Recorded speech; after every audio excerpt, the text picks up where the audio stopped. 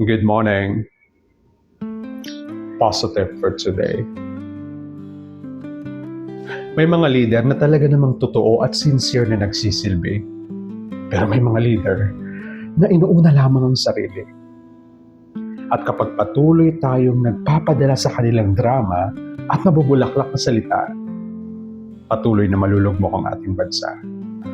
Faith reminds us that truth should never be sacrificed for loyalty.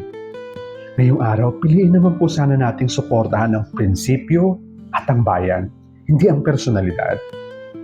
Because real leadership is not measured by popularity, by drama, by flowery words, but by truth, integrity, accountability, and transparency. Love, love.